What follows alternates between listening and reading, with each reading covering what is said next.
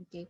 Jadi untuk materi yang chapter 5 itu ada membahas tentang allocation and depreciation difference between implied and book value acquisition gitu. Jadi kita akan mengalokasikan ya dan mendepresiasikan selisih ya antara implied dan book value pada akuisisi gitu. Jadi di materi saya sebelum UTS itu saya pernah sempat bahas ya, di video juga ada. Teman-teman kalau mungkin lupa bisa cek lagi di videonya, itu kita sudah membahas pengantar awal tentang penyusunan laporan konsolidasi gitu. Jadi istilah implied value, istilah akuisisi ya, istilah goodwill, istilah bargain purchase ya, itu sudah saya singgung di video sebelumnya gitu. Jadi teman-teman kalau harusnya sih masih ingat ya, karena kan nggak lama kan selisihnya. Tapi kalau misalnya ada yang lupa, teman-teman bisa cek lagi di videonya gitu. Nah, di materi ini nanti kita secara khusus itu akan mengalokasikan ya dan mendepresiasikan selisih antara implied dan book value di akuisisi gitu ya. Jadi bagaimana cara mengalokasikan dan mendepresiasikannya. Nah, mungkin sebelum masuk ke materinya, mungkin saya mau sedikit review ya. Teman-teman apakah masih ingat atau enggak? Kira-kira ada yang masih ingat enggak implied value itu apa? Nilai tersiratnya, Bu. Nilai tersirat gimana maksudnya? Mas Erik ya? Ya, misalnya kayak kalau kita membeli suatu aset gitu, nah itu kan ada harga belinya dan ada harga yang ada harga bukunya dan ada yang harga yang lebih tinggi karena ada nilainya suatu barang tersebut gitu, Bu. Oke, kalau kaitannya dengan akuisisi perusahaan gimana Mas Erik, implied value itu? Kalau terkait dengan akuisisi perusahaan, kayak kalau misalnya nilai tersebut lebih tinggi daripada purchase price-nya gitu, itu bakal kayak menambah nilai dari perusahaan yang kita beli gitu. Jadi kayak menjadi goodwill-nya mungkin kayak gitu, Bu. Oke, ada tambahan lagi yang lain mungkin mau menambahkan jawabannya Mas Erik? Ada yang masih ingat atau sudah lupa? Oke, jadi implied value itu ya tadi ada beberapa poin yang sempat disinggung Mas Erik ya. Cuman kaitannya dengan akuisisi ya, aktivitas akuisisi oleh PT P ya, kalau saya bilang P itu berarti parent, induk perusahaan, S itu adalah anak subsidiary gitu. Jadi kan di sini kita sedang membicarakan gimana sih ketika parent itu mengakuisisi ya anak perusahaan ya subsidiary. Nah, jadi implied value itu adalah nilai berapa nilai ya yang harusnya dikeluarkan ya itu ketika dia akuisisinya adalah 100%. Ya, misalkan gini, PTP itu mengakuisisi PTS ya di mana dia itu mengakuisisinya adalah sebesar persentase kepemilikannya itu misalnya 80% gitu ya. Jadi dia punya hak kendali karena di sini sudah lebih dari 50% ya dia mengakuisisi anak perusahaan gitu ya. Nah, ketika pada tanggal akuisisi ya, misalnya tanggal akuisisinya adalah 1 Januari 2021. Ya, dia mengakuisisi dengan harga akuisisi misalkan adalah 100.000. Ya, jadi ketika dia mengakuisisi PTS ya, itu ini kebalik ya panahnya ya.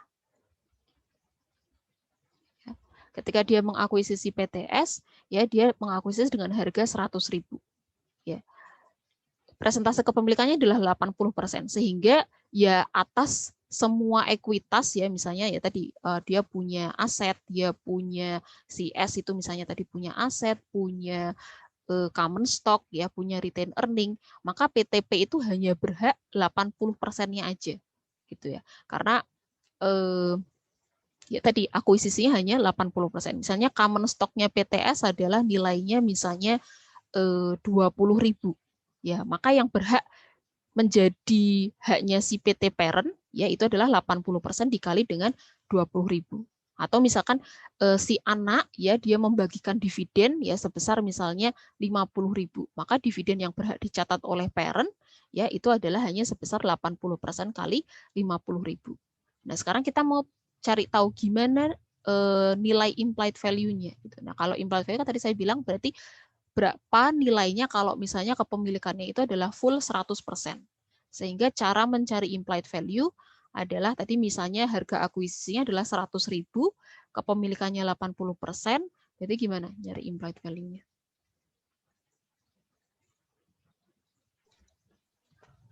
Ada yang masih Dibagi ingat? 80%, Bu. Ya, 100.000 dibagi dengan 80%. Gitu ya. Ketemunya berapa?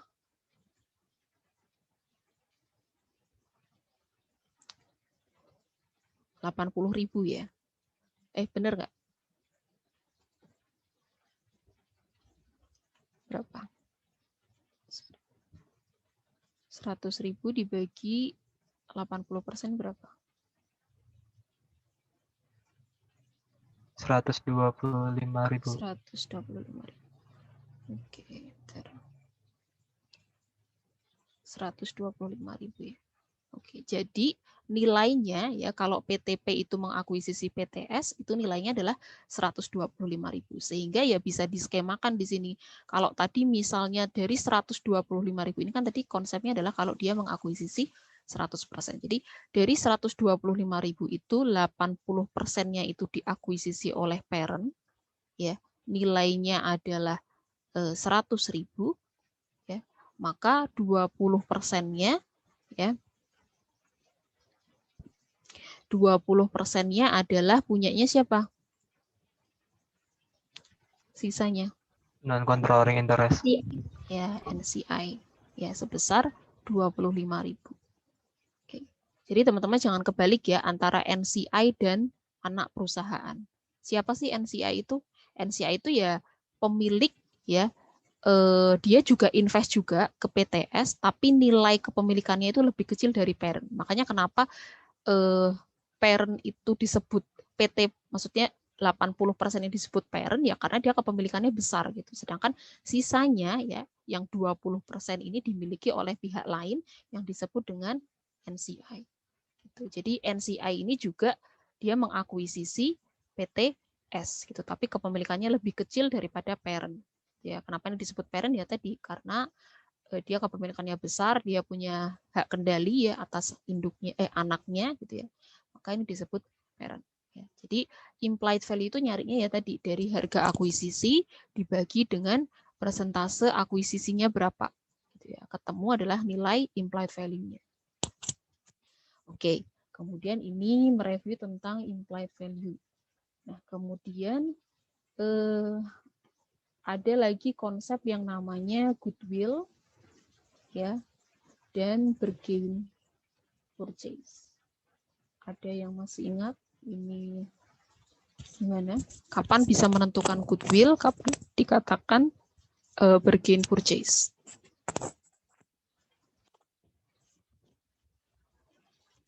Yang lain? Selain Mas Erik, ada yang masih ingat?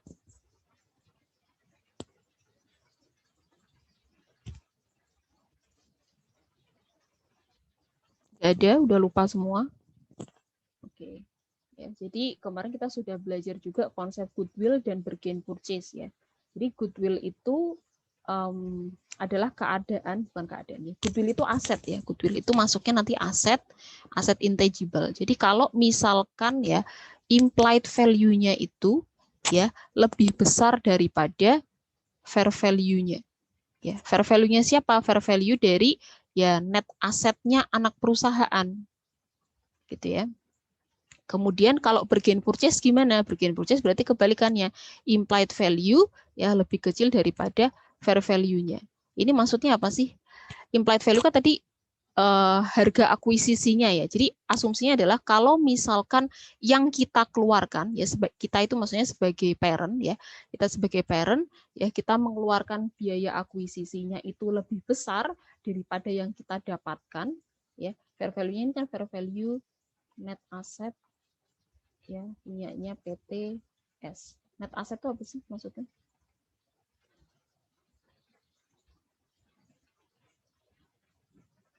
asset itu apa? Dia masih ingat net asset?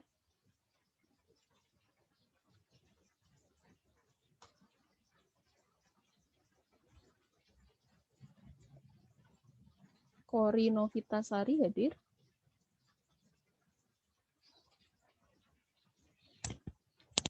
Mbak Kori hadir?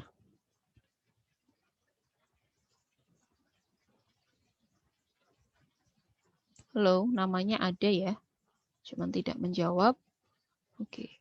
Yang lain? Ada yang masih ingat? Net asset itu apa maksudnya?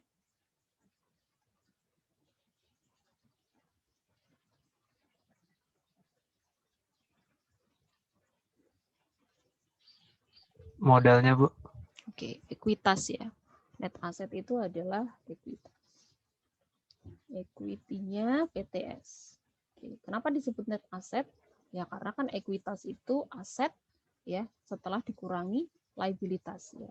Jadi aset bersihnya gitu ya, aset bersihnya perusahaan anak gitu. Jadi kalau misalkan kan ketika kita mengakuisisi ya PT parent mengakuisisi PTS ya pasti kita akan berhak atas modalnya si anak perusahaan gitu. Jadi modal tuh ya bisa jadi bentuknya tadi ada common stock ya, ada retain earning, ada apa namanya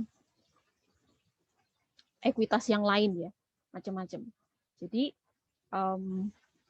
ketika kita berhak atas ekuitasnya si anak perusahaan, nah di situ dilihat ya pada tanggal akuisisi, misalnya tadi tanggalnya adalah 1 Januari 2021, dilihat tuh dinilai ya ekuitasnya si anak ya pada tanggal akuisisi itu nilainya berapa ya, apakah lebih besar fair value-nya dibandingkan book value-nya gitu kan ya. Kalau misalkan lebih besar berarti kan ada selisih gitu ya, maka kenaikannya itu ya yang kita bandingkan dengan implied value, sehingga kan berarti kita berhak atas kenaikan tersebut ya. Misalkan ya tadi nilai fair value-nya ya si common stock dibandingkan dengan book value-nya itu adalah selisihnya misalnya 10.000 ya, berarti kan kenaikan yang kita dapatkan pada tanggal akuisisi atas common stock itu adalah 10.000. Ini yang kita dapat ya saat akuisisi. Nah, yang kita keluarkan yaitu adalah diwakili oleh implied value, kita bandingkan nih ya. Kalau implied yang kita keluarkan itu lebih besar daripada yang kita dapatkan, ya, maka itu akan menjadi goodwill, dicatat sebagai goodwill ya. Nah, kebalikannya, kalau misalkan yang kita keluarkan ya untuk mengakuisisi, nilai yang kita keluarkan untuk mengakuisisi itu lebih kecil daripada yang kita dapatkan ya atas ekuitasnya si anak ya, maka kan di situ ada keuntungan ya, ada gain karena yang kita keluarkan itu lebih murah atau lebih kecil daripada yang kita dapatkan. Berarti di situ ada gain atau biasanya disebut dengan bergain, atau kalau orang-orang biasanya bilang bergain purchase, tapi biasanya disingkat gain gitu. Berarti ada keuntungan yang kita dapat sebagai pihak yang mengakuisisi gitu ya. Jadi nanti ini akan dialokasikan sebagai gain keuntungan gitu ya. Nanti kalau dalam laporan konsolidasi ini nanti gainnya dipecah lagi, gain yang untuk parent ya, sisanya untuk NCI. Gitu ya. Berarti kalau parent untuk kasus ini berarti ya 80%-nya dikali gain-nya, NCI-nya adalah 20%-nya. Itu ya. Jadi ini konsep singkat yang harus teman-teman paham di awal ya sebelum masuk ke laporan konsolidasi, karena ini sebenarnya sudah disampaikan di video sebelumnya. Jadi kalau ini teman-teman masih bingung-bingung ya, nanti waktu lanjut untuk jurnal dan apa namanya bikin worksheet entries-nya juga pasti bingung juga. Oke, itu ya sambil jalan nanti kalau misalkan ada yang kurang paham bisa sambil ditanyakan. Oke, jadi kemudian lanjut ke ini ya. Oke. Ini ya. Jadi kita yang pertama kali ya berarti untuk bisa tahu selisihnya maka kita harus cari tahu implied value-nya ya. Implied value-nya ya tadi cara nyarinya ya. Harga akuisisinya dibagi dengan persentase akuisisinya oleh si parent. Ya, nah ini tadi kalau misalkan yang kita keluarkan ya implied value-nya itu lebih besar daripada fair value dari ekuitasnya anak, ya maka itu akan dicatat sebagai goodwill. Ya, ini saya tulis aja implied value-nya lebih besar daripada fair value ekuitasnya, equity-nya, PTS, ya, PT subsidiary. Ya. Sedangkan kalau yang bergain, ya itu kalau yang kita keluarkan ya implied value-nya lebih kecil daripada yang kita dapatkan. Ya, maka dicatat sebagai gain. Oke, nanti kita lihat seperti apa ilustrasinya. Oke, nah ini contohnya ini ya. Jadi misalkan pada tanggal 1 Januari 2010 ya ini tanggal akuisisinya. Oke. Si PAM company ya di sini pakainya PAM, berarti kalau depannya P itu pasti parent ya. Depannya S itu pasti subsidiary. Ya, si parent company itu membeli ya kepemilikan atau interest di perusahaan anak yaitu sebesar 85% dengan harga akuisisi adalah 540. Pada tanggal akuisisi ya si anak perusahaan itu punya common stock 400.000, retain earning sebesar 140.000. Berarti ini apa?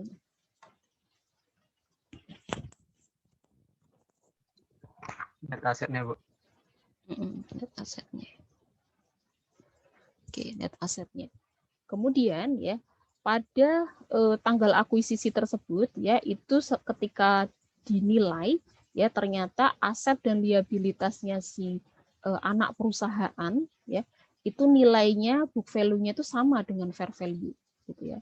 Kecuali ya ada dua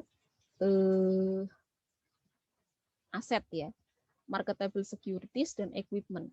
Ya, jadi pada saat tanggal akuisisi kan si parent itu berhak atas anak ya. Ternyata pada tanggal akuisisi itu dinilai aset-aset dan liabilities-nya itu nilainya antara book value sama fair value-nya sama, kecuali dua. Ada securities, marketable securities sama equipment. Ya, di mana di sini fair value-nya kita lihat lebih besar daripada book value-nya. Ya, ini selisihnya. Ya. Oke, lanjut.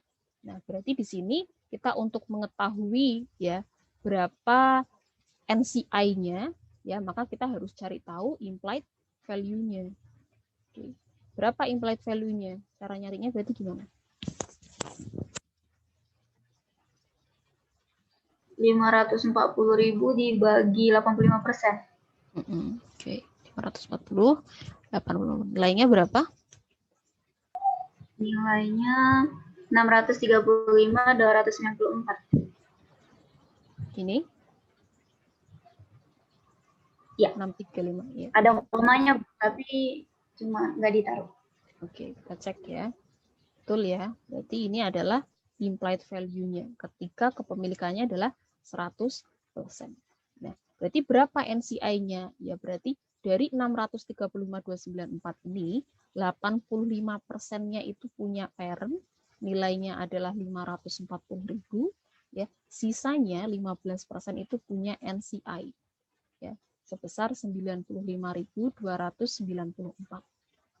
Oke, berarti kita pertama kali yang harus dilakukan adalah cari implied value-nya. Oke, saya tulis di sini ya.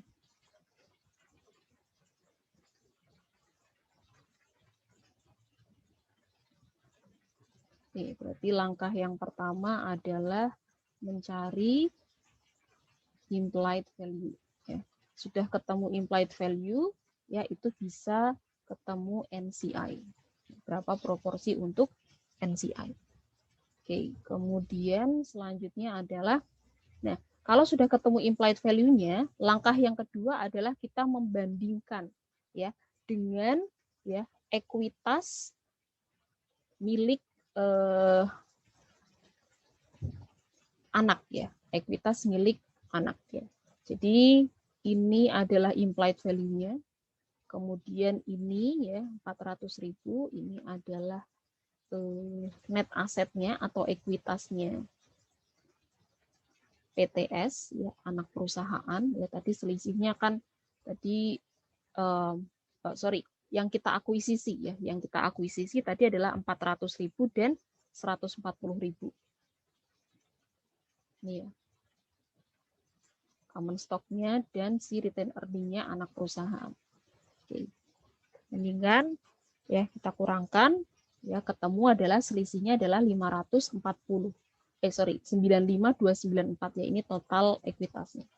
Ya, maka kita dapat nilai yang baru ini sebagai adalah difference, selisih antara implied value dan book value-nya si ekuitas anak perusahaan. Ya, ini difference between implied value dan book value. Ini selisih. Berarti kita yang pertama punya implied value, yang kedua kita dapat nilai adalah difference, ya selisihnya. Jadi langkah yang kedua adalah ya, dengan membandingkan implied value dengan book value dari ekuitas ETS. Oke, maka akan ketemu difference ya between implied value dan book value. Oke, kita kembali ke PPT. Setelah itu langkahnya apa? Ya, setelah kita menemukan selisih, maka langkah yang selanjutnya adalah kita harus mengalokasikan ya selisih ini ke yang namanya adalah identifiable asset. Ya, gitu. Jadi kita yang sekarang ini di slide-slide yang berikut ini kita lagi ngomongin asetnya ya. Nanti berikutnya ada alokasi untuk liabilities. Gitu. Jadi yang pertama kita alokasinya adalah ke identifiable asset ya. Oke. Yang ketiga ya sudah ketemu difference-nya, maka mengalokasikan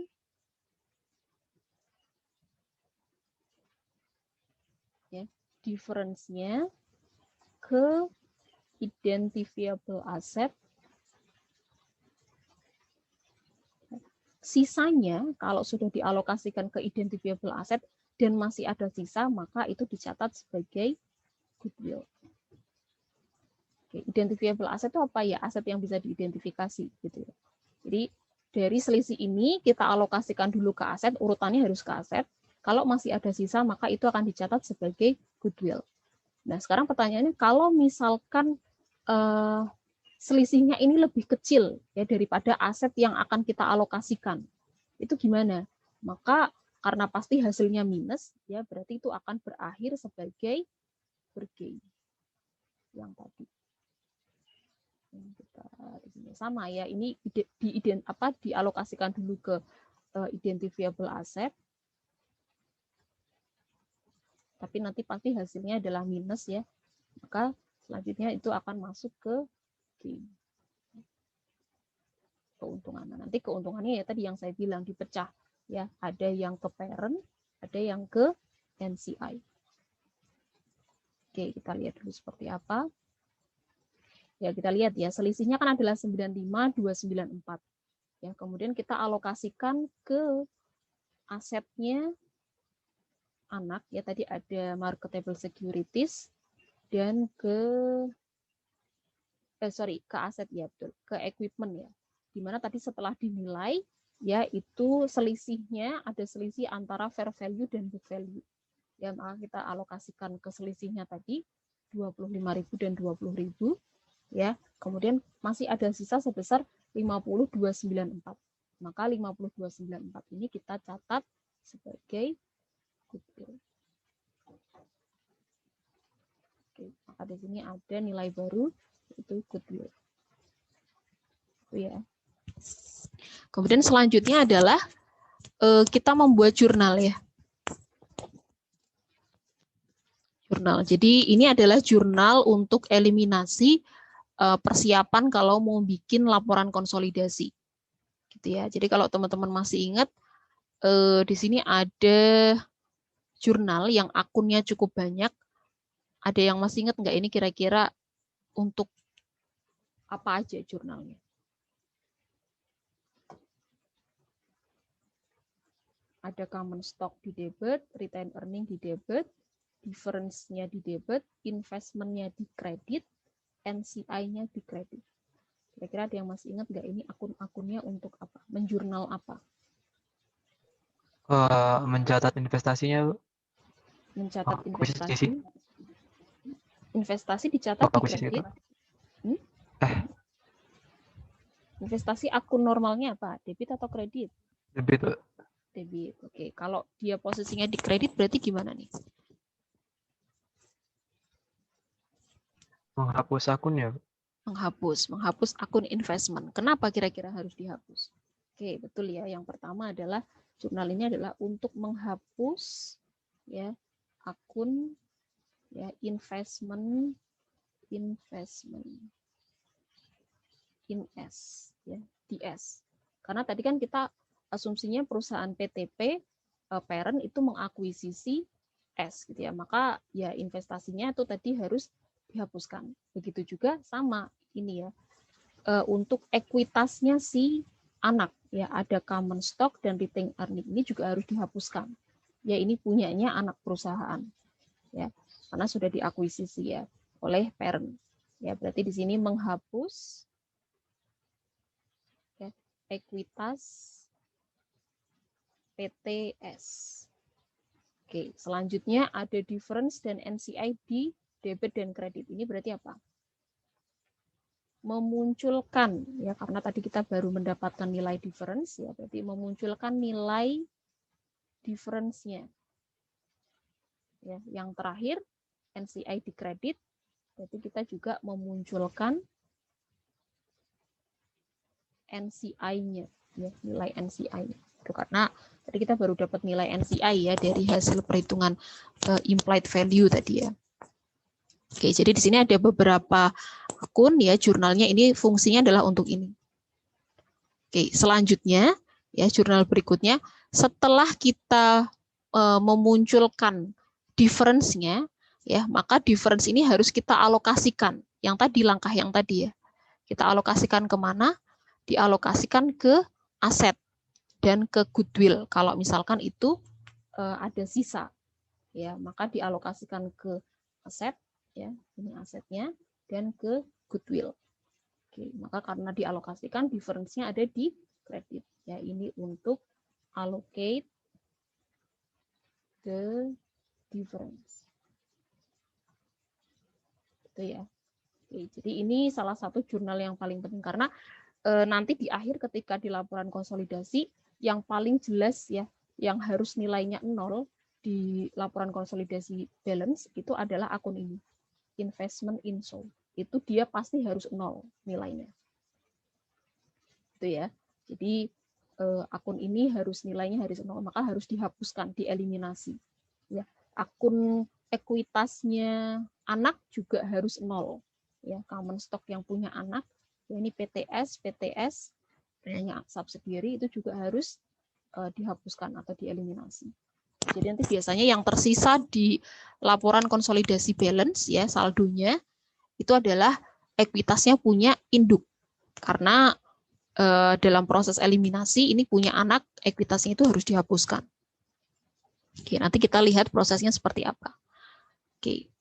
Kemudian nah sekarang skemanya kalau misalkan ya yang tadi saya bilang implied value-nya lebih kecil daripada fair value-nya.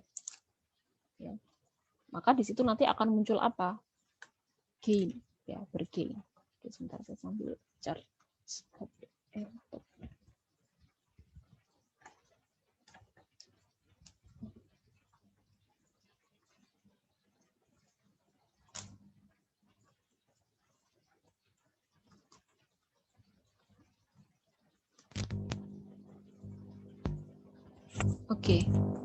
Ya, sekarang kita lihat kalau misalnya skenarionya adalah implied value-nya lebih kecil. Yang kita keluarkan itu lebih kecil daripada yang kita dapatkan. Maka di situ akan ada keuntungan. Gitu ya. Tanggal 1 Januari ya 2010 si PAM ya company itu membeli 85% kepemilikan di anak ya dengan harga akuisisinya adalah 470. Ya, kemudian pada tanggal akuisisi si anak perusahaan itu punya common stock 400.000, retain earning-nya 140.000. Ya, kemudian pada saat pengujian sama ya, ternyata sama nilai aset dan liabilitasnya antara value dan fair value itu sama kecuali untuk 2. marketable securities dan equipment.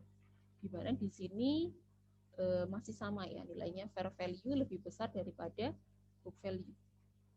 Oke, kemudian difference-nya ini ya kita lihat. Berarti yang pertama kali harus kita cari apa dulu? Jadi langkahnya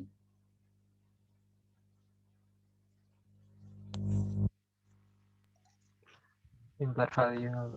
ya, jadi berapa nilainya? 470.000 dibagi dengan 85%. Oke, ketemunya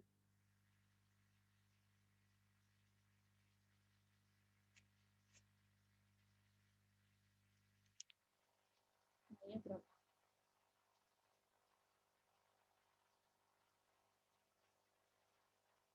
552.941. Betul ya, 552.941. Ya, ini maka 85%-nya itu adalah milik parent sebesar 470, 15%-nya itu punya NCI sebesar 82.941. Setelah itu langkah selanjutnya apa? Kita kurangkan dengan ya, atau kita bandingkan sama selisih ya dengan si ekuitasnya anak ya. Ekuitas BTS. Ya, jadi 400.000 dan 140.000 ini nilai yang diakuisisi ya. Kemudian muncul selisih sebesar 12.941. Ya, ini difference-nya. Ini price value, ini difference.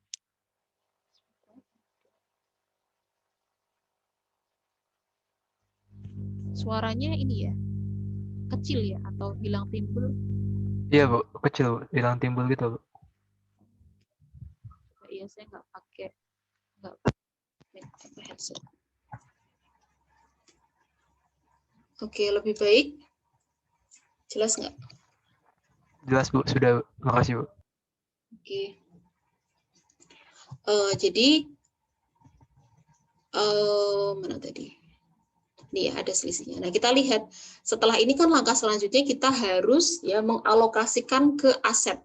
Ya, ternyata setelah kita lihat ya nilai yang akan kita alokasikan yaitu ke marketable securities dan ke equipment ya itu nilainya lebih besar daripada difference-nya. Oke, maka pasti di situ hasilnya adalah minus. Ya, minus sebesar 32.059. Berarti ini yang kita keluarkan ya. Dan ini yang kita dapatkan ya 25.000 dan 20.000 itu asetnya punya anak ya sehingga hasilnya adalah minus sebesar 32.059. Inilah yang kita sebut sebagai bergain ya, gain keuntungan untuk siapa? Untuk parent gitu ya. Maka untuk parent dan pemilik lainnya siapa? Ya NCI tadi yang mengakuisisi gitu ya, karena kita membayarkannya lebih kecil daripada yang kita dapatkan. Gitu ya. Sehingga 32.059 ini kita pecah ya berdasarkan persentase kepemilikan atau persentase akuisisinya ke anak ya 85% itu punyanya parent, kita sebut sebagai PEMS gain atau parent gain. Kemudian sisanya 15% kita catat sebagai kenaikannya punya NCI. Ya, increase in CI to fair value of asset. Gitu ya. Oke, ini konsep kalau misalkan tadi implied value-nya lebih kecil daripada fair value-nya.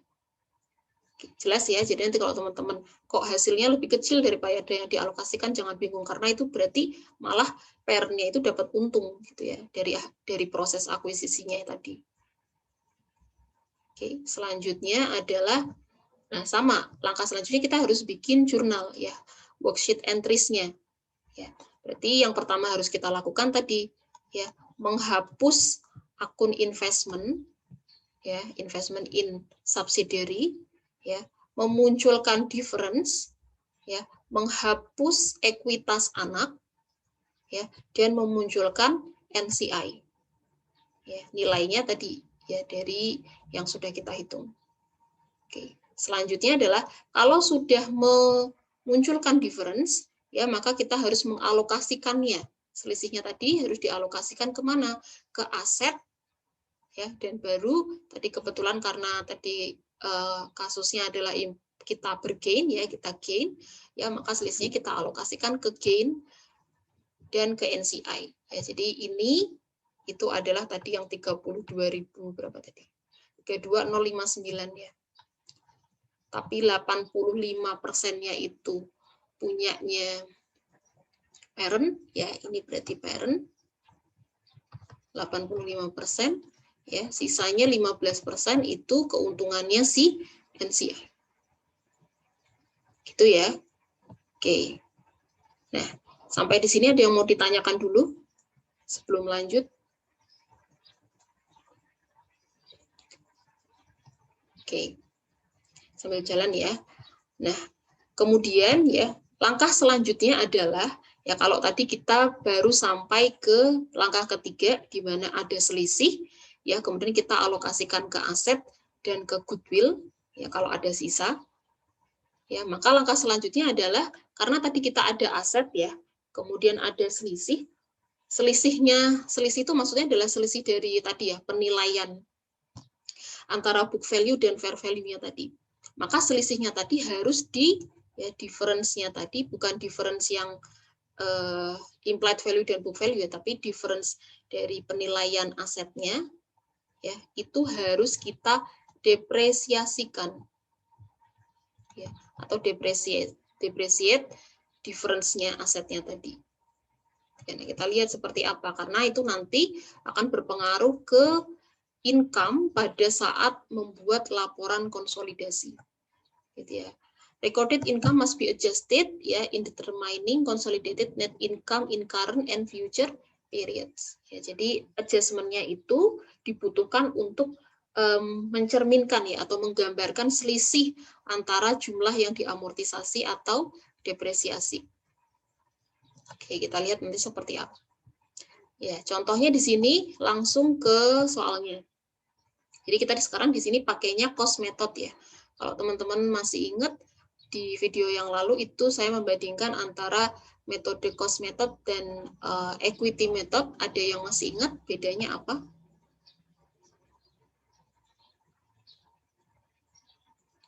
Masih ingat nggak bedanya apa?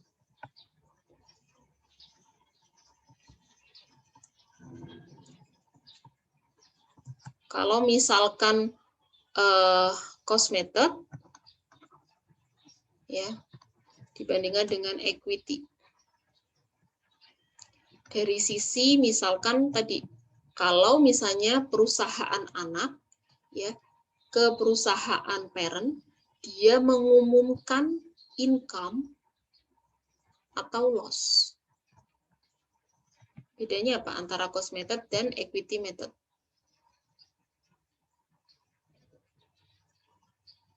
Masih ingat? Oke. Jadi kalau pakai cost method ya, ketika perusahaan anak itu mengumumkan income atau mengumumkan loss di perusahaannya dia gitu ya, maka ketika menggunakan cost method maka ini tidak akan dicatat. Ya, tapi ketika menggunakan equity ya, maka PTP juga harus mengakui ya ini apakah mengakui bagian dari income yang diumumkan PTS atau loss. Gitu ya. Nah, sedangkan ketika PTS ya subsidiary itu membagikan dividen, ya membagikan dividen ketika menggunakan cost method maka ini dicatat, ya ketika menggunakan equity juga dicatat. Oke, bedanya di situ ya. Jadi kalau pakai cost method dia tidak mencatat pembagian income atau tidak mengakui income atau loss yang diumumkan oleh anak perusahaan, ya, tapi kalau ketika anak perusahaan membagikan atau mengumumkan adanya dividen, maka baik menggunakan cost atau equity itu semuanya dicatat, diakui. Oke, kita lihat ya. Oke, jadi di sini kita pakai cost method ya.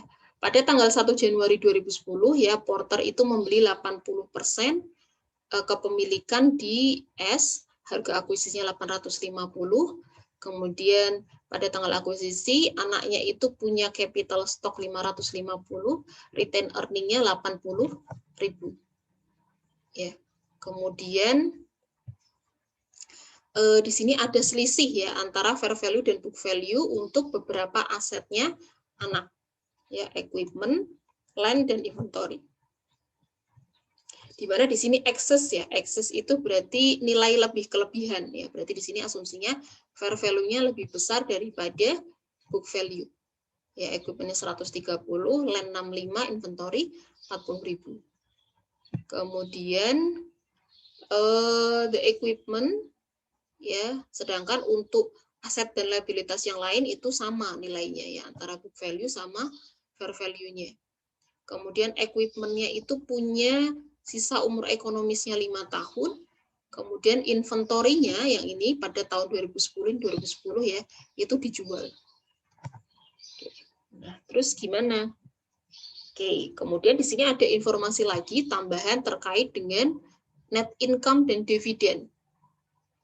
Oke, jadi si perusahaan anak ya, dia itu mengumumkan net income dan dividen di 2010 yaitu sebesar 100.000 untuk net income, dividennya 25.000.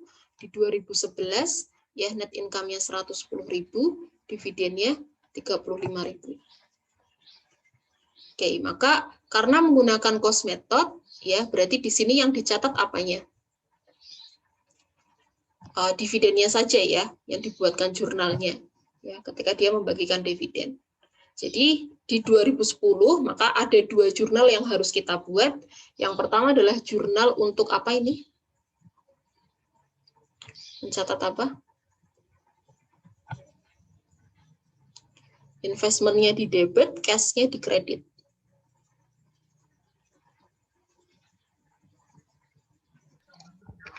Investasinya Bu ke Salem.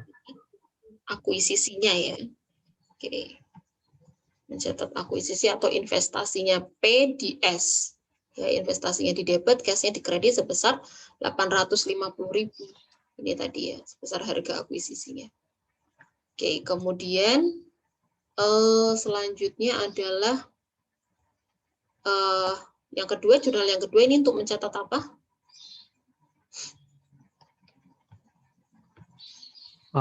Penerimaan dividen, Bu. Ya, pembagian dividen ya. Penerimaan dividen. Ya, cash pada dividen income. Nah, sekarang di sini teman-teman harus lihat. Kan tadi saya bilang, karena si PT parent-nya itu hanya mengakuisisi sebesar 80%, ya, maka atas dividen yang dibagikan oleh anak, itu yang berhak diakui atau yang berhak diterima oleh parent itu ya sebesar persentase kepemilikannya atau persentase akuisisinya. Maka dari 25.000 ini dikali dengan 80% sebesar 20.000. Ini yang diterima oleh parent. Itu ya. Oke, selanjutnya kita membuat pakai langkah yang tadi ya, cari implied value, cari difference, ya, cari goodwill. Ya, ini kebetulan sudah kita cari ya, sama ya, berarti nilainya kayak tadi. Implied value-nya berarti ya 850.000 kita bagi dengan 80%. Ya, ketemunya adalah ini 10.62.500. Ya, 80%-nya ke parent, 20%-nya sisanya ke NCI, dimiliki oleh NCI. Ya, kemudian kita kurangkan atau kita bandingkan dengan ekuitasnya anak, ya, ketemu sisanya adalah 432. Ya. Kemudian kita alokasikan dulu nih ke asetnya. Ya, tadi kan asetnya selisihnya adalah 130, 65 dan 40. Ya, kita alokasikan dulu ke sini. Ternyata masih ada sisa ya sebesar 197.500. Maka ini dicatat sebagai goodwill. Oke. Itu ya. Oke, selanjutnya berarti apa? Buat jurnal. Oke, nah sekarang di sini ada jurnal yang baru. Ya, di sini muncul jurnal yang baru. Kalau tadi kan kita langsung menghapus investment ya. Nah, ini kan di tahun pertama ya, di 2010, di first year. Oke, jadi karena ini adalah jurnal untuk melakukan persiapan membuat laporan konsolidasi, ya, maka di sini ada yang namanya jurnal untuk menghapus intercompany transaction. Apa itu intercompany transaction? Ya, transaksi antar anak dan induk atau transaksi antar induk dan anak. Ya. Jadi transaksi antar tadi kedua belah pihak tadi. Nah, kita kan mau bikin laporan konsolidasi nih. Asumsinya kalau bikin laporan konsolidasi maka di situ hanya ada satu entitas. Ya, jadi antar induk dan anaknya itu jadi satu gitu. Nggak boleh ada induk, nggak boleh ada istilah anak. Ya, semuanya satu entitas karena yang namanya laporan konsolidasi kan gabungan ya. Oke, maka kalau di situ ada transaksi antar induk dan anak, kalau tadi kan di sini kasusnya si anak membagikan dividen ya ke induk, ya induknya menerima dividen income. Itu. Maka transaksi tersebut harus kita hapuskan, harus kita eliminasi. Ya. Berarti ini dividen income-nya kita hapus ya, kita eliminasi. Berarti ini untuk mencatat menghapus intercompany transaction. Ya, kalau tadi di awal ya dibagiin, diterima, dicatat oleh si parent, ketika mau bikin laporan konsolidasi ya persiapan maka jurnal tadi itu harus dihapuskan karena asumsinya hanya boleh ada satu entitas untuk bikin laporan konsolidasi. Ya, dianggapnya itu adalah satu entitas. Ya. Kemudian selanjutnya sama langkahnya, berarti kita harus tadi ya menghapus akun investment, menghapus ekuitasnya anak ya, bukan induk ya. Jangan sampai kebalik. Kemudian memunculkan difference, memunculkan NCI. Ya, nilainya kita dapat dari sini tadi. Ya, NCI-nya 212.500, dividennya 432.500. Difference maksud saya. Ya, 432.500. Oke, selanjutnya adalah sudah memunculkan difference, maka harus kita alokasikan. Ya, sama juga dialokasikan kemana? Ke aset, ya, ke goodwill, dan ini apa? Ini juga aset juga, inventory ya, ini tadi. Inventory, tapi kan tadi ceritanya pada tahun 2010 dia dijual. Ya, maka di sini menjadi expense ya, cost of goods sold sebesar 40.000.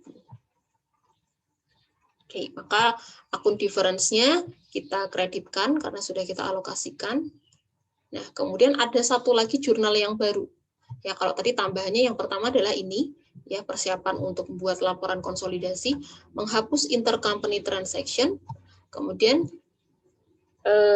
tambahannya lagi adalah kita yang tadi ya langkah berikutnya mendepresiasikan selisih ya, selisih asetnya. Oke, jadi kan selisih nilai aset ya antara fair value dan book value-nya itu adalah 130.000 ya, plant and equipment. Ya, karena tadi inventorinya udah dijual, maka tidak kita depresiasikan. Land itu tidak depresiasi ya, tapi yang didepresiasi berarti hanya plant dan equipment. Oke, maka untuk tahun 2010 ya depresiasinya adalah berarti 130.000 dibagi dengan 5 tadi sisa umur ekonomisnya. Ketemu 26.000. Ya, dicatat sebagai depreciation expense pada plant dan equipment. Bukan akumulasi ya, plant dan equipment. Oke, ini berarti depreciate the difference ya, difference asetnya between book value and fair value ya. Bukan difference yang ini ya, tapi selisih, karena kita kan kalau depresiasi berarti depresiasi aset gitu kan ya, berarti selisihnya selisih nilai asetnya tadi gitu. Oke, sampai di sini ada yang mau ditanyakan dulu untuk tahun 2010, ini untuk tahun pertama.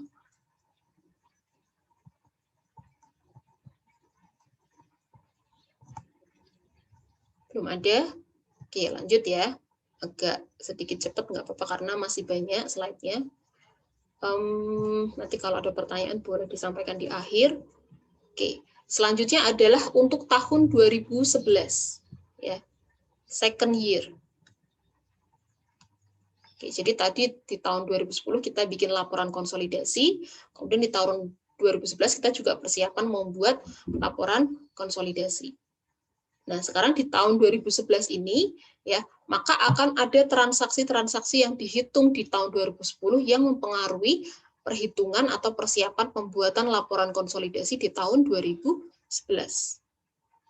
Oke, di sini juga ada jurnal yang baru, yaitu disebut adalah di sini reciprocity entries atau tadi ya jurnal yang berfungsi untuk mengkonvert ke ekuitas. Ya, ini reciprocity entries. Oke, jadi kalau misalkan teman-teman ya di tahun pertama, misalnya membuat laporan konsolidasi di first year,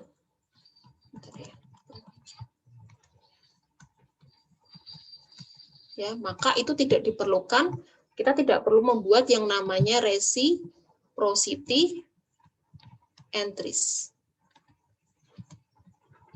Sedangkan di tahun-tahun berikutnya, subsequent year, ya, tahun kedua, tahun ketiga, ya, itu kita butuh yang namanya reciprocity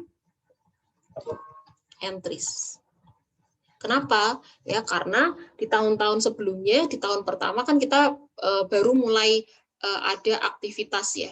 Nah, kemudian di tahun berikutnya kita harus mengakumulasikan apakah ada kenaikan ya terhadap ekuitasnya itu.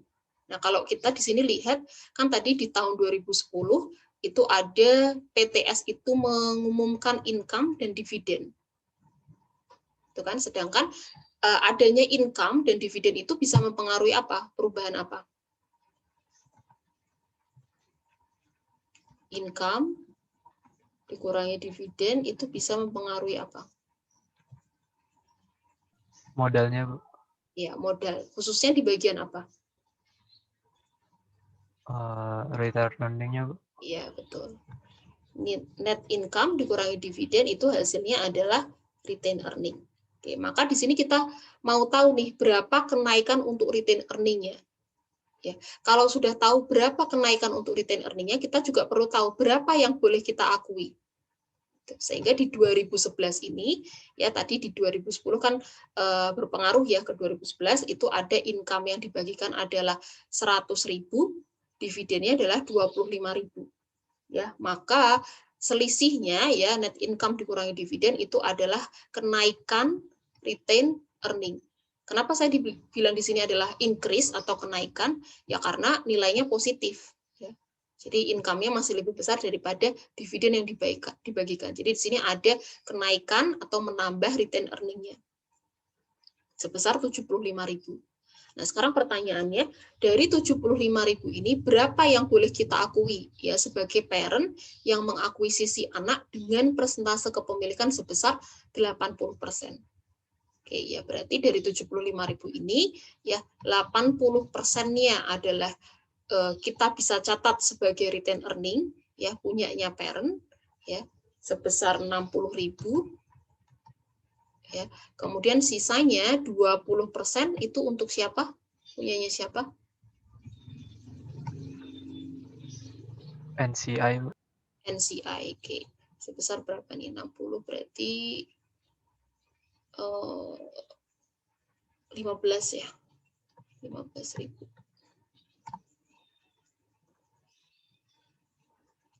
Itu ya. Oke, jadi ini untuk tahun 2011. Maka dia dicatat sebagai retained earning ya dan akan menambah investment in subsidiary. Jadi investmentnya di debit, retained earning-nya bertambah di kredit ya sebesar 60.000. Oke, ini disebut dengan reciprocity entries. Jadi di awal tahun kedua, maka kita wajib membuat yang namanya ini reciprocity entries. Ya, kalau di tahun pertama kita nggak perlu bikin itu, ya karena baru mulai ya aktivitas akuisisinya. Oke, nah satu lagi mungkin yang perlu di-note adalah bahwa kita melakukan reciprocity entries itu adalah ketika kita menggunakan cost method. Ya. Jadi kalau kita pakai equity, maka akun jurnal ini nggak perlu kita lakuin karena di metode ekuitas itu sudah melakukan yang akan dilakukan di jurnal reciprocity, gitu ya. Jadi karena di cost method itu nggak ada, maka dibuatkan jurnal ini. Gitu ya. Cuman di kontrak kuliah tadi saya lihat kita hanya bahas untuk yang metode cost method aja. Oke, lanjut ya. Kemudian selanjutnya adalah, nah berarti sudah bikin reciprocity entries, ya sekarang kita persiapan untuk bikin laporan konsolidasi. Ya sama langkahnya. Yang pertama adalah menghapus ya intercompany transaction. Company transaction. Ya, tadi di 2011 kan dividennya nilainya adalah 35.000 ya. 2010 tadi ada 25.000. Ya, 2011 dividen yang dibagikan adalah 35.000. Ya, tadi kan yang sebelumnya sudah dihapuskan kan, yang 25.000 sudah dieliminasi. Kemudian di 2011 kita menghapus yang penerimaan dividen 35.000 sebesar persentase kepemilikan kita ya 80%. Ketemunya adalah 28. Ya, selanjutnya apa? Ya, tadi menghapus investment in S, ya, menghapus ekuitas anak, memunculkan difference, memunculkan NCI. Ya. Setelah itu apa? Sudah ketemu difference-nya, berarti harus kita alokasikan. Alokasikan kemana? Ke aset, ke goodwill, dan satu lagi apa ini? Ini adalah inventory ya. Inventory yang kita jual di 2010 ya, di 2011 itu kita catat sebagai 80%-nya itu punyanya parent ya sebagai retained earning. 80% berarti kali 40.000. Tadi kan dijualnya sebesar 40.000 dan 20%-nya kita catat sebagai miliknya NCI. Ya, ini tadi inventory ya.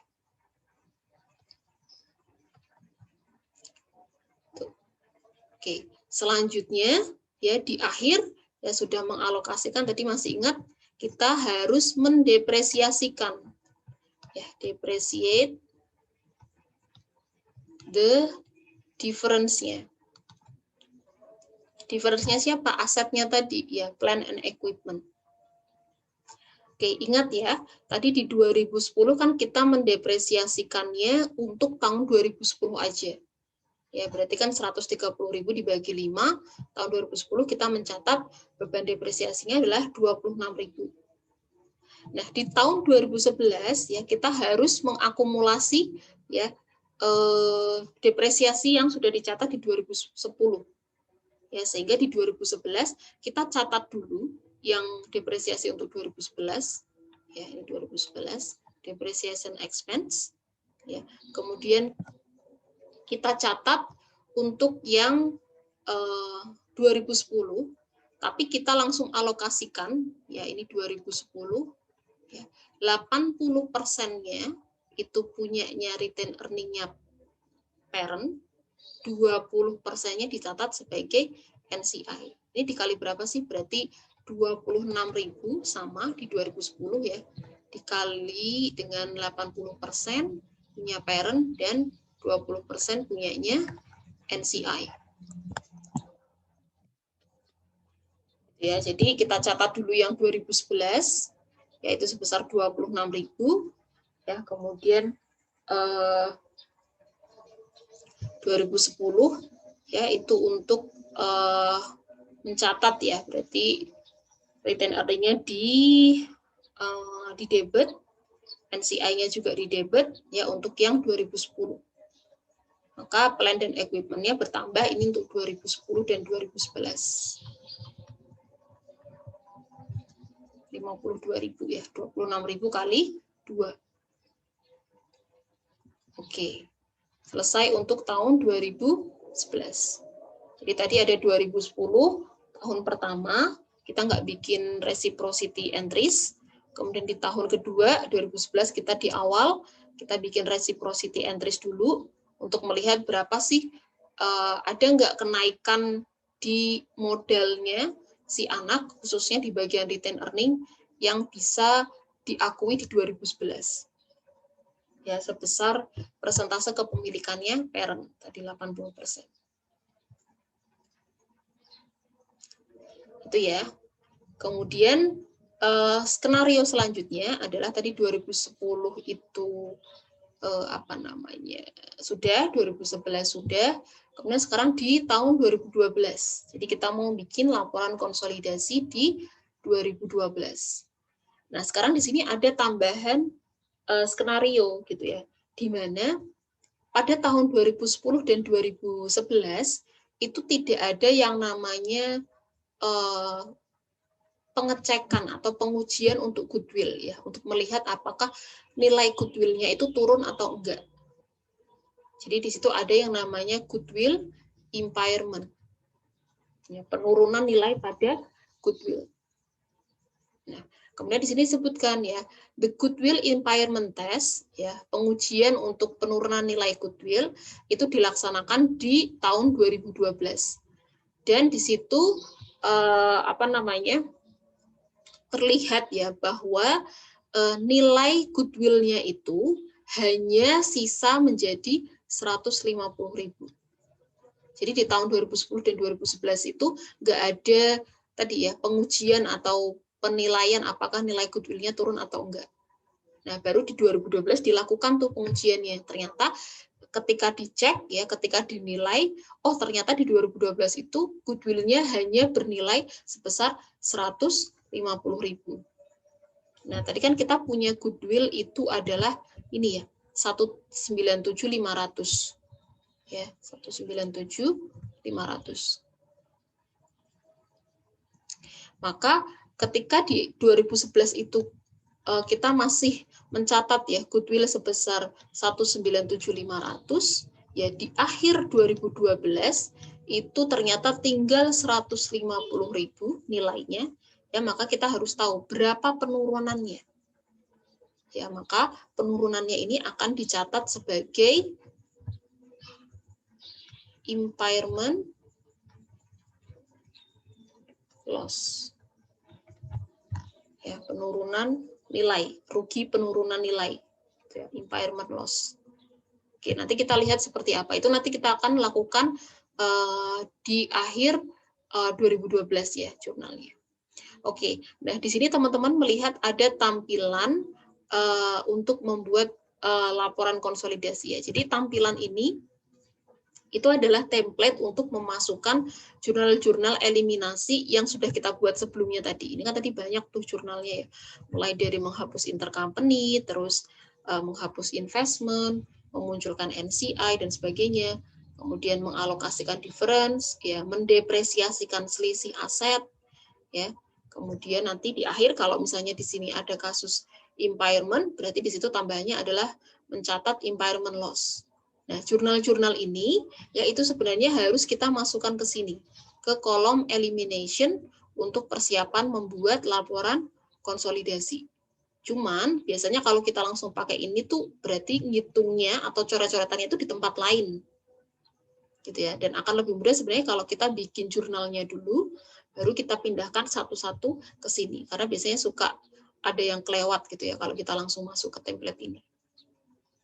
Oke, jadi kalau misalkan nanti di soal, ya biasanya kolom untuk parent dan kolom untuk subsidiary ini sudah diketahui ya, nilainya sudah ada. Oke, yang harus kita isi adalah yang kolom ini. Kolom elimination, debit, kredit, NCI, dan saldonya, saldo konsolidasinya. Ya.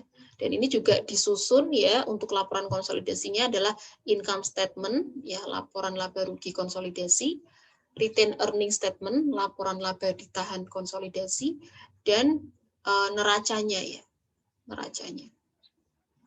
Oke, jadi nanti kuncinya adalah kalau ketika menghitung ini, perhitungan di sini, perhitungan di neraca itu akan dipengaruhi oleh hitungan yang ada di income statement dan retained earning. Karena di sini ada konsep net income, ya nanti net income itu digunakan untuk menghitung retained earning, ya kemudian ending retain, jadi ini ya net income ini itu akan digunakan untuk menghitung retained earning. Kemudian ketemu retained earning akhir, ya ini nanti akan digunakan untuk menghitung ini ya, ini menghitung yang di retained earning yang di neraca. Itu sehingga transaksi yang di atas, ya laporan yang di atas itu sangat berpengaruh pada hasil betul atau tidaknya laporan neraca konsolidasinya. Oke, nah nanti di sini penentunya adalah mengeceknya adalah berarti ya hasil saldo konsolidasi untuk total aset yaitu harus sama dengan saldo konsolidasi untuk total liabilitas dan ekuitasnya. Kalau misalnya ada yang masih selisih berarti bisa jadi perhitungan di atasnya ya, yang di sini itu juga ada yang miss. Ya, ada yang lupa atau mungkin salah hitung gitu ya. Oke. Nah, sebelum masuk ke sini berarti saya seperti tadi ya, kita buat jurnalnya dulu.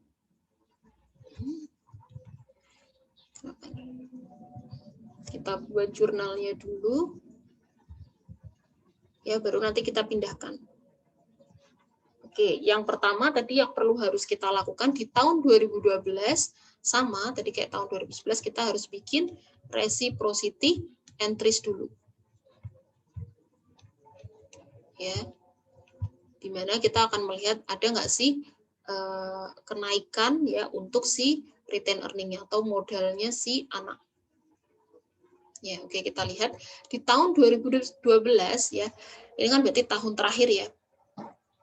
Tahun terakhir untuk membuat laporan konsolidasi itu adalah kita lihat di awal kita mengakuisisi ya parent ke subsidiary itu nilai retained earning-nya adalah yang diakuisisi adalah 80.000. Ya, kita coba cek di soalnya. Pertama kali kita mengakuisisi iya. Retained earning-nya adalah 80.000. Ya, pada tanggal akuisisi. Kita mau lihat nih dari awal tanggal akuisisi sampai akhir tahun 2012 itu berapa kenaikannya. Sehingga maka kita harus memperhitungkan pertama kali kita akuisisi itu dapat retained earning-nya itu berapa. Ya. Jadi 80.000 pertama kali kita mengakuisisi. Kemudian ya retained earning di awal tahun 2012 itu adalah menjadi 230.000. Ini dapatnya dari mana? Ya berarti ini adalah akumulasi ya kenaikan atau total retained earning ya di 2010 dan 2011. Gimana cara ngitungnya? Oke, kan tadi awal akuisisi kan kita punya 80.000 ya. Jadi di awal itu kita punya 80.000, ternyata di 2012 itu sudah menjadi 230.000. Nah, kita ingat di 2010 ya, kita membagikan dividen dan mengumumkan income dan dividen. Ya, income-nya di 2010 itu tadi ada net income-nya adalah 100.000 ya, kalau nggak salah. Dividennya adalah 25.000. Kita cek ya, semoga nggak salah. Ini ya, 2010 income-nya 100, dividennya 25. 2011 income-nya 110, dividennya adalah 35.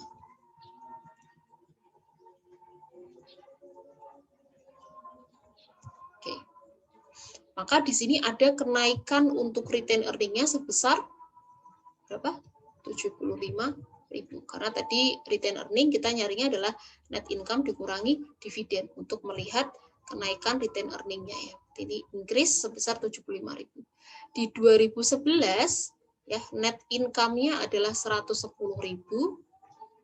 Dividennya adalah 35.000. Oke. Ini berapa? 75 juga ya. Maka di sini ada kenaikan retained earning ya di 2011 sebesar 75.000. Berarti ini kita harus tambahkan di sini 2010 itu naiknya 75, di 2011 naiknya juga 75.000. Maka total di awal tahun 2012 total retain earning-nya adalah 230.000. Nah, sekarang kita mau tahu nih, berarti kalau di awal akuisisi 80, di 2012 itu jadi 230, berarti kenaikannya berapa? Kenaikannya ya berarti 150.000. Ini sebenarnya bisa ngambil langsung dari sini ya. 7575 kan 150. Oke, 150.000. Oh, berarti kenaikannya retain earning ya selama 2010, 2011 itu adalah 150.000. Nah, sekarang pertanyaannya berapa yang berhak kita akui ya, yang boleh kita akui sebagai parent? Ya berarti 150.000 dikali 80%. Ya 80%-nya adalah punya parent, ya dia menambah dicatat sebagai retain earning dan menambah investment sebesar 120.000 dan sisanya 20%, ya 20% itu berarti adalah 30.000 ya. 30.000 punyanya NCI. Oke, berarti kita tahu ada kenaikan retain earning sebesar 120.000, ya, maka retain earning-nya bertambah di kredit dan menambah akun investment di subsidiary. Maka investment in subsidiary juga di debit. Ya. Oke, selanjutnya adalah, nah ini sudah mulai masuk untuk persiapan mencatat tadi jurnal untuk membuat laporan konsolidasi.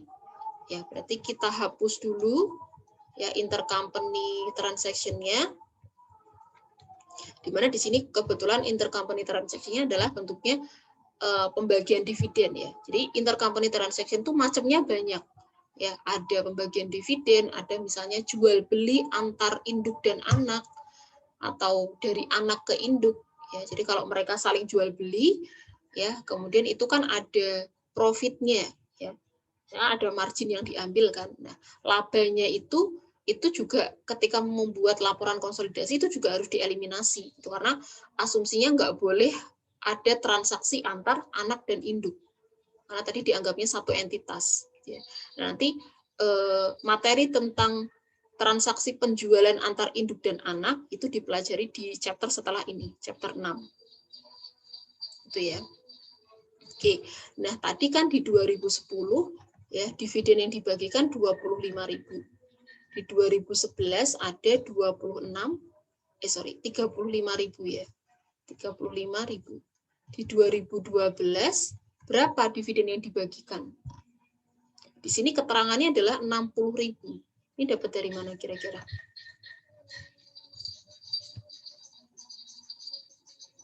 Dari mana?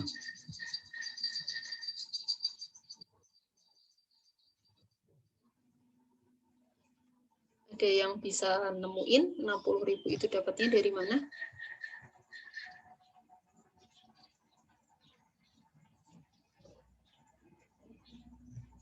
Oke. Dari labanya. Dari laba yang tahun itu. Dari? Labanya, Bu. Labanya siapa? Yang parent-nya tadi. Oke, kita lihat di sini ya. Kita 60.000 ini kita dapatnya juga dari soal ya. Teman-teman lihatnya di mana? Di sini. Nih ya. Kan tadi saya bilang ya, untuk yang kolom ini nanti biasanya di soal itu akan ditampilkan ya. Ini yang akan diketahui. Nah, tadi kan kalau dari 2010 dan 2011 itu kan disebutkan dividen yang dibagikan sekian, income-nya sekian, 2011 juga sekian gitu kan. Nah,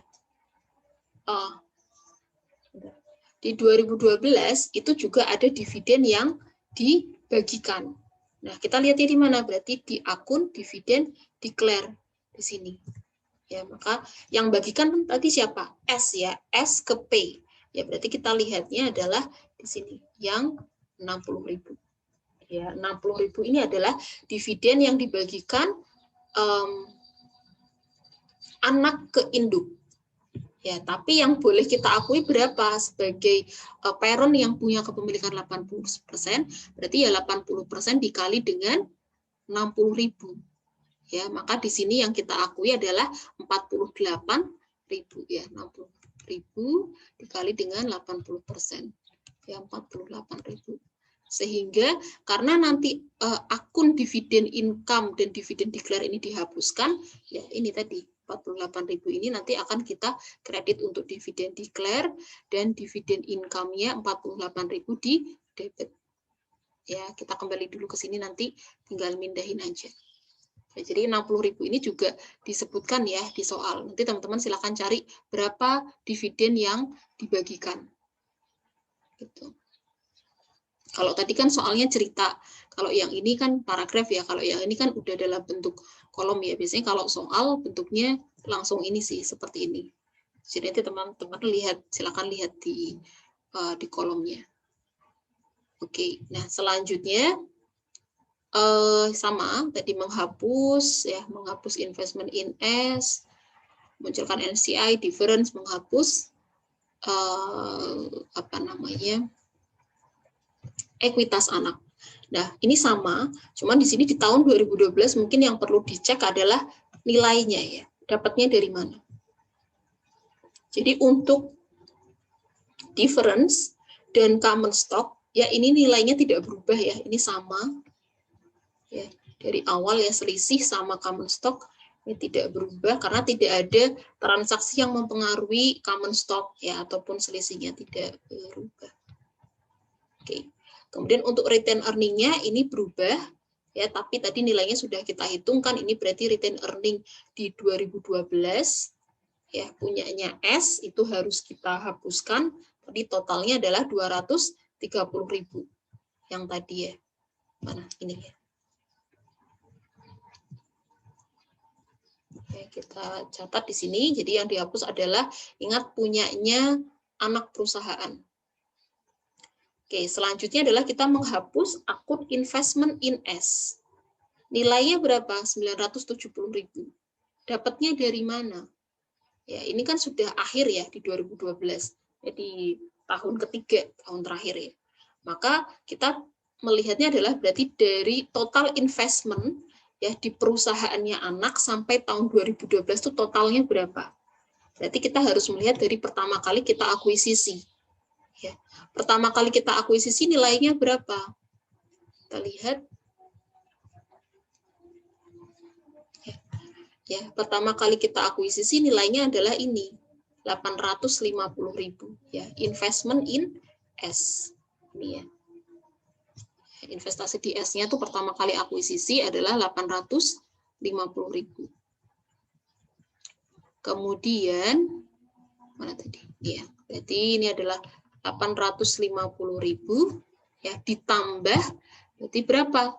Kenaikan ya atau pertambahan investment ya sampai pada tahun 2012. Ya, kita lihat ya tadi di awal 2012 ada tambahan untuk investment in S ya berdasarkan dari tadi ya reciprocity entries-nya. Ya, sebesar berapa? 120.000. Ya, maka ini kita tambahkan 970 tambah 120.000. Oke, kemudian ada NCI. NCI nilainya juga berubah. Nah, konsepnya sama seperti ini. Karena ini sudah di tahun ketiga, kita lihat berarti NCI pertama kali yang kita dapat itu berapa? Kita cek. NCI dari awal nggak berubah ya. Sampai akhirnya kita ini ya, NCI-nya adalah 212.500.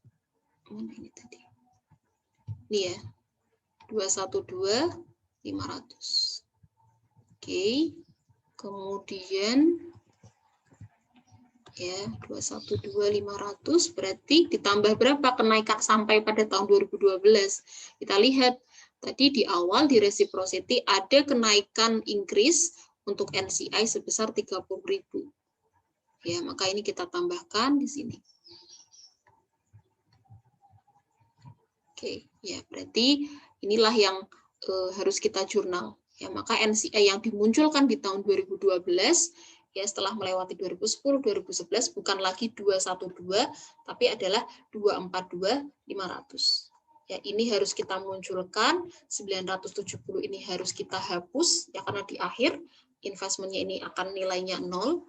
Ya, difference-nya ini kita munculkan, 230, 550 ini harus kita hapus ya karena ekuitasnya anak. Ya, nanti kita lihat ya. Oke, selanjutnya adalah berarti sudah ketemu difference-nya kita alokasikan. Ya, ini sama caranya kayak tadi. Ya, berarti dialokasikan ke plan, ke land, ke goodwill. Ini nilainya nggak berubah ya, 3 ini. Tidak berubah.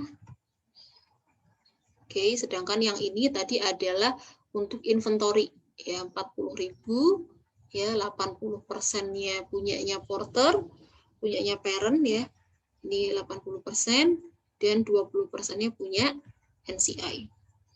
Ya, kita eliminasi ya karena dibalik. Oke, kemudian selanjutnya adalah mendepresiasikan.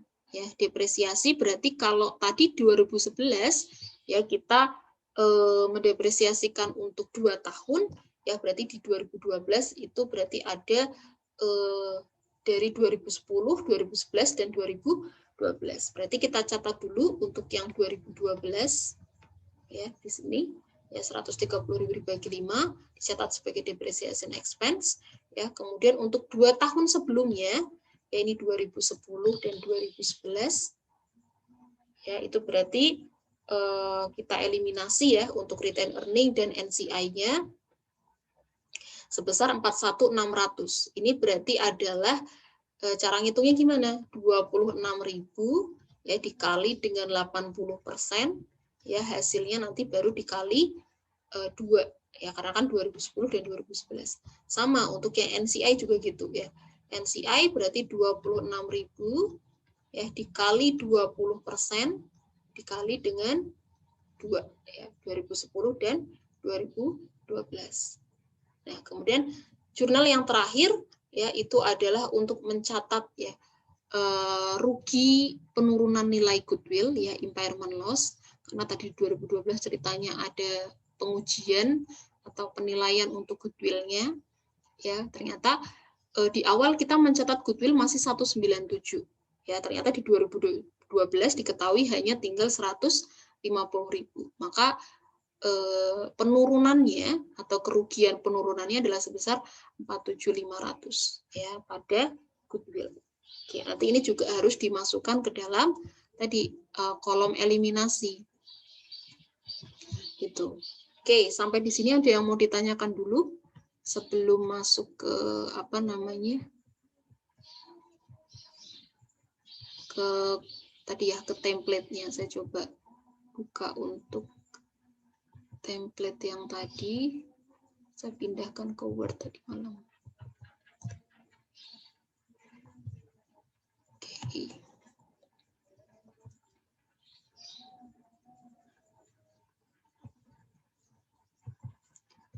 Oke, belum ada? Oke, lanjut dulu ya. Oke, berarti kita mulai untuk menyusun ya laporan konsolidasinya. Kita mulai dari sini ya jurnal yang pertama reciprocity di tahun 2012. Jadi menambah ya investment in S-nya bertambah 120.000 ya retain earning-nya juga bertambah sebesar 120.000. Kita lihat ini kita terus dulu. Ya, berarti ini ya retain earning ya bertambah dicatat di kredit sebesar 120.000. Ya, ini sudah tampilannya sudah Word belum? Sudah pindah ke Word belum kalau di kalian? Sudah ya?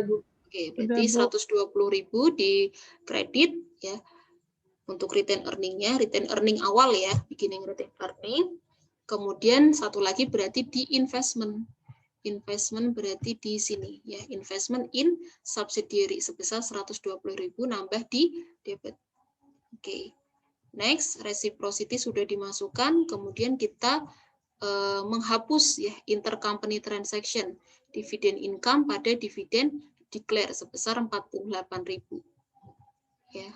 Berarti dividennya itu di sini income ya 48.000 di debit, kemudian dividen declare-nya adalah di kredit ya, dihapuskan. Maka nanti di akhir karena ini dihapuskan ya, ini saya kasih tanda aja supaya bisa di note.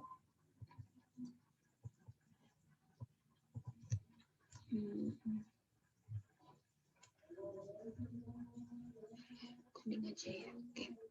Jadi dividen income tadi kan dihapuskan, ini intercompany ya. Dividen declare ya. Ini juga dihapuskan.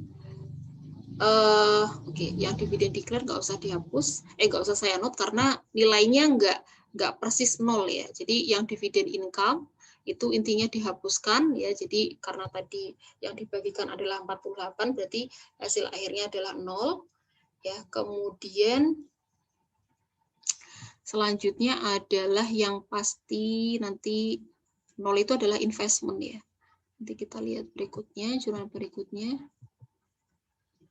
Oke, selanjutnya adalah ini tadi menghapus akun investment ya sebesar 970 ya, kita lihat dulu. Ya, investment in S. Ya, investment IS 970.000 ya, ini kita taruh di kredit ya. Jadi 850.000 ya investmentnya punyanya Porter, kemudian ditambah 120.000 ya dari tadi kenaikan return earning-nya, kemudian dihapuskan sebesar 970.000. Berarti di hasil akhirnya itu harus 0 ya, investment in S. Oke. Kemudian selanjutnya adalah memunculkan NCI. Kita lihat NCI-nya berapa nilainya di sini. NCI-nya 242.500. Oke, kita cek NCI di bawah ya. NCI-nya adalah yang NCI awal ya, berarti 242.500 di kredit ya. Untuk menambah NCI berarti nambahnya di kredit. Kemudian sudah di NCI sudah menghapus investment, sudah berarti memunculkan difference. Ya, memunculkan difference berapa nilainya? 432.500 di debit. Kita lihat. Oke, difference-nya ya menambah, memunculkan ya 432.500 di debit.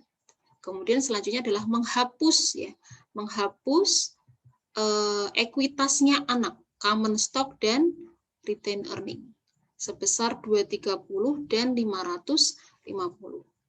Oke, retained earning-nya berarti ini retained earning awal ya. Oke. Ya, common stock-nya, ingat common stock-nya adalah punya anak. Oke, jadi teman-teman jangan sampai salah ya, kan 550 ya. Di sini ada dua common stock, 1 juta sama 550. Yang satunya punya parent, satunya punya subsidiary. Yang dihapuskan itu adalah punyanya anak. Berarti common stock-nya harus didebit ya 550.000, maka sisanya di akhir itu hanya ada common stock punya parent. Nah, kemudian retained earning-nya, retained earning yang mana? Retained earning-nya adalah retained earning yang tadi nilainya berapa tadi?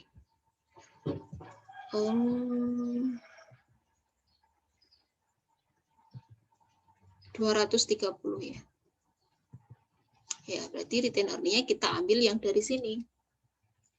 Retained earning awal ya. 230.000 ini ya.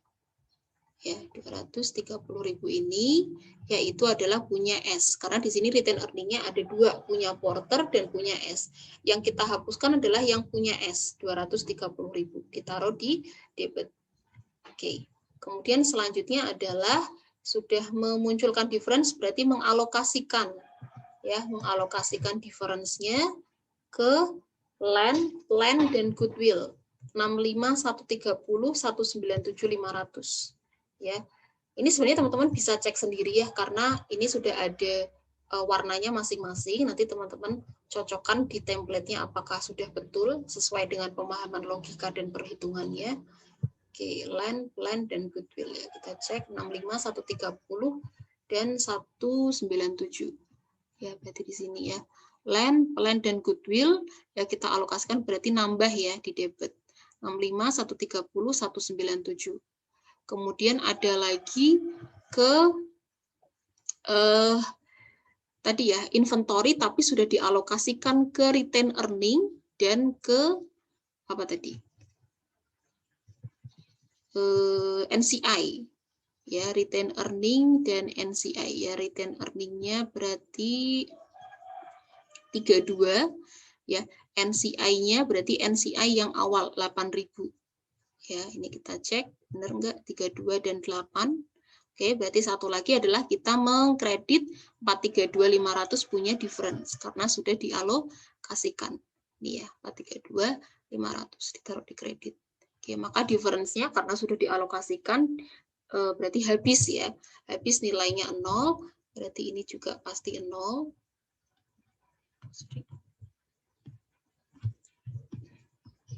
Oke. Selanjutnya adalah sudah mengalokasikan berarti kita mendepresiasikan ya. Depresiasi ya untuk 3 tahun ya. Kita buat depreciation expense-nya adalah 26, ya sisanya nanti dicatat sebagai retain earning dan NCI, kemudian akan mengurangi plan dan equipment. Ya, kita lihat ya, untuk tadi ya, expense dulu ya, berarti depreciation expense 26.000, ini untuk 2012, kemudian dicatat ini untuk yang tadi inventory ya, porter 41.600, kemudian 78.000, ini 41.600 ini untuk 2 tahun 2010 dan 2011, ini juga 2010 dan 2011, ini plan dan equipment. Oh, kalau ini 3 tahun ya, karena ini plan dan equipment-nya. Kalau tadi berarti retain earning berarti pasangannya adalah NCI sebesar 10.400 itu untuk 2010 dan 2011. Kita cek ya, 10.400 dan 41.600. Oke, terakhir berarti kita mencatat impairment loss dan goodwill. Tuh. Oke, berarti goodwill-nya sebesar 47.500 ya di kredit. Kemudian kita mencatat impairment loss-nya adalah 47.500. Oke, nah berikutnya adalah kalau sudah selesai ya berarti kita harus menjumlahkan ya, menghitung ke samping dan ke bawah. Oke, berarti kita hitung ya untuk yang ke bawahnya berapa ya di total. Nah, ini berarti kalau ke samping ya berarti teman-teman harus memperhitungkan kalau itu saldo normalnya debit ya berarti kalau ada eliminasinya debit ya berarti bertambah, kalau kredit ya berkurang gitu ya. Oke, berarti di jumlah ke samping dan ke bawah. Kemudian nah ini ada nilai sebesar 19.300 di kolom NCI, itu dapatnya dari mana? Jadi kita kan tadi di akhir ya di S itu kan ada 170.000 ya net income-nya. Nah kemudian tadi kita punya depreciation expense sama impairment loss. Ya, jadi dua ini itu dia akan mempengaruhi net income-nya. Maka di sini kita harus hitung berapa yang dialokasikan ke NCI ya untuk net income-nya. Oke, berarti 170.000 kita kali 20% ya dikurang dengan ya 26.000 ditambah 4.700 kali 20%. Ya, jadi impairment loss dan depresiasi itu akan mengurangi ya net income-nya. Ya, setelah kita tahu nilainya berapa, kita kali dengan 20% itu yang harus kita catat sebagai NCI. Ya, di income statement consolidation. Oke, kalau sudah ketemu hasil net income consolidation-nya, ya itu akan kita pindahkan. Ya, jadi tinggal mindahin aja. Ya, net income ini kita pindahkan untuk menghitung ya retain earning akhir. Ya, karena kan ngitung retain earning itu kan retain earning awal tambah net income dikurangi dividen. Gitu ya. Jadi ini kita tinggal pindahkan aja. Kemudian yang 12.000 ini berarti tadi ya kan 48.000 itu dividen yang dihapuskan, berarti 20% dari 60.000-nya adalah berarti punya NCI. Gitu. Kalau sudah ketemu retain earning akhirnya, ya ini juga akan kita pindahkan aja untuk menentukan tadi neraca konsolidasinya. Gitu ya. Neraca konsolidasinya, jadi nanti kita akan ketemu di akhir itu ada NCI ending, ya. NCI ending, kemudian nanti kita bisa cocokkan cek apakah total aset konsolidasi dengan total liability dan equity-nya itu nilainya sama. Kalau nilainya sama berarti udah benar, insya Allah. Karena perhitungannya yang di sini itu dipengaruhi oleh income statement dan retain earning statement consolidation. Gitu ya. Oke, jadi untuk materi chapter 5, saya menjelaskannya sampai di situ, ya. Karena nanti untuk yang berikutnya, di sisa slide berikutnya itu adalah konsepnya sama, tapi itu untuk liabilities. Jadi kalau tadi kan kita bilang alokasi ke identifiable asset gitu ya. Nah, sekarang gimana kalau misalnya itu yang dialokasikan adalah untuk liabilities. Selisihnya liabilities gitu. Nanti caranya sama, teman-teman nanti bisa lihat ya. Apa namanya? Cara menghitungnya seperti apa. Oke, jadi ini kalau misalkan ada liabilities untuk debt gitu ya. Implied value-nya kalau lebih besar, kalau lebih kecil. Gitu. Oke, sampai di sini ada yang mau ditanyakan dulu? Jadi memang materinya agak banyak sampai nanti di apa namanya chapter itu ya exchange rate ya terakhir materi terakhir. Nanti kalau misalnya teman-teman bingung silakan lihat video yang di sini. Kemudian nanti untuk mereview tuh bisa lihat di video sebelumnya. Di yang sebelumnya itu saya recordkan dari yang kelas malam. Saya pernah share juga ke Mas Erik. Nggak tahu teman-teman yang kelas pagi apakah lihat juga atau enggak. Tuh, jadi yang sebelumnya sudah pernah saya singgung cara membuat laporan konsolidasi. Cuman yang di video sebelumnya itu tidak ada konsep alokasi depresiasi ya untuk selisih antara implied dan book value. Oke, ada yang mau ditanyakan dulu? Bu, mohon maaf mau nanya. Iya. Ini Gimana? nanti ini kan di-record, Bu. Nanti di-upload ke YouTube ya, Bu. Kalau kami mau nengok lagi videonya. Ya, nanti saya taruh di situ semua. Jadi tadi malam sebenarnya ini saya berarti saya stop record aja ya, pause.